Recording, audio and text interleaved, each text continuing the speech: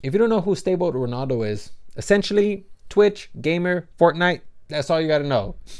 No, and he's also known for the payphone meme that kind of went viral. Recently, Bradley Martyn ended up smacking the shit out of him.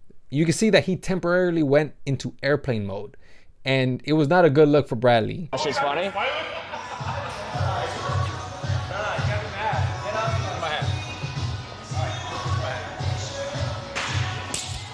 Fucking hat. Damn, actually?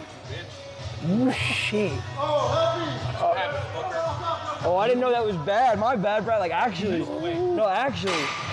Definitely not a good look for Bradley, especially when Ronaldo told the cameraman to put the camera down and to mute the mic. For about like 5 minutes, the mic was muted and all we could see was the ground. And then when the stream resumed, you could see that there was a lot of tension in the air. Throughout the entire stream, I was just hoping that there would be some sort of ad break.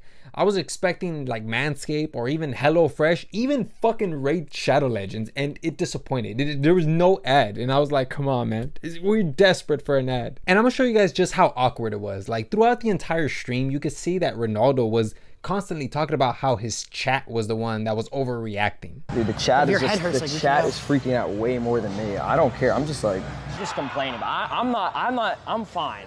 I promise you I'm fine. Like seriously, bro, I'm good. They're just overreacting. Keep in mind that the duration of his stream was 2 to 3 hours, and throughout that entire time he was just copy pasting my chat is overreacting. And here's the thing, Ronaldo, I don't think it's so much the idea that your chat was overreacting, but more or less and you didn't know how to handle the situation. And I get it, man. Listen, when you get smacked by Bradley Martyn, that's not exactly a pillow pet to the face. That is like a brick type scenario where when you get hit in the face, you got to go to the dentist to update your x-rays. And here's the thing, I know for a fact that you don't know how to handle that situation because you continuously ask your chat, what do I do? Or you would ask them, you know, is it weird that I'm staying and that I'm not doing anything? Is that weird, chat? Be honest. Like all jokes aside, is that weird? I feel like that's weird. I feel bad. Is that weird if we leave? Challenge him to an eat-off. And Bradley didn't even help either. The entire time that Ronaldo was sitting down just contemplating what to do, you can see that Bradley, he was aware of it, but he did nothing to resolve the issue. If anything, he just defaulted to that, oh, are you gonna be a bitch about it? We get smacked all of a sudden, you're a bitch? Like, yeah. What's going on here? No, I'm not a bitch, it's just the chat is so corny. Why? Because they're just complaining, but I don't care. I'm like... Say about what? That's the first instance. And in the second instance, well, there's many instances, but the ones that were the most notable, it's this next one that I'm gonna show you guys where he's like, oh, are you stressed? Are you okay over there? I'm perfect. You seem like you're Fuck, stressed. dude. I am stressed. Thank you for saying that. He knows. He's very stressed. Why?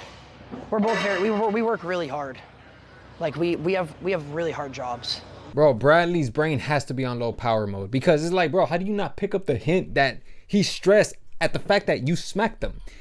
I don't understand because throughout the entire duration of that stream, Bradley, I did not hear him apologize not once. And that's not even the worst detail. I think the worst detail is when Ronaldo and Nick were driving away from the gym and they were discussing what Bradley was saying when the mic was muted.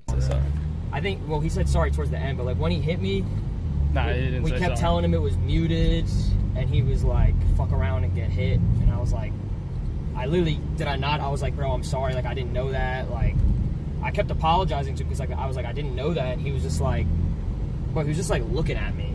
Like, he wasn't saying words. He was like looking at me like he was like a fucking like gonna eat me. Bro, he looked angry. Yeah, he was like really angry.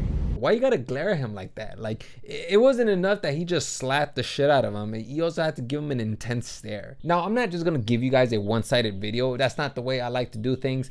I'm gonna go ahead and provide some reasons as to why Bradley could have done this because there's always two sides to it. Now, I don't know if you guys know this, but Bradley, he's always struggled with, you know, a certain insecurity. And there's a particular reason as to why he always wears a hat. As a matter of fact, he's been wearing a hat for the past 6 years. And not only that, in almost every depiction, pictures, or whatever the case is, he's always depicted with a hat. And this isn't some sort of mystery that requires archaeologists to go excavate the tombs of Egypt. All the answers are on YouTube. As a matter of fact, even Bradley himself is fully aware of his own insecurities, and he even made a video about it. It really made me kind of like, I don't know, look back then at myself and be like, what do I still really need to improve on, and what do I still need to really get better at, and like what's holding me back. And I think one of the biggest things, and I don't think it's holding me back in a sense, but I do know that this is one of my biggest insecurities, and it's wearing a hat all the time. So you may be wondering what's underneath that hat. Is it another hat? An undiscovered species of rabbit? Or maybe even Waldo? It's none of the above, man. It's his hairline. So I was like, oh, I'm gonna grow it out curly again. And then it got to like a length where it was like here, and I was like, what the fuck? What about right here, right here? And ever since then, I've just been like super self-conscious of it. Like super self-conscious of it. And this is where I start to sympathize with Bradley Martyn, because only someone who has been through that experience of hair loss at a very young age, they're the ones who can truly understand what Bradley Martyn feels when he has his hat taken off by some streamer. To expose his utmost vulnerability to the entire world has to be one of the most impactful feelings that he can experience. If he has not found a perspective that can help him live with this new identity, how the hell is he going to feel any more comfortable with other people when he can't even accept it himself? And I can't even put into words just how terrible this experience is for anybody who goes through hair loss.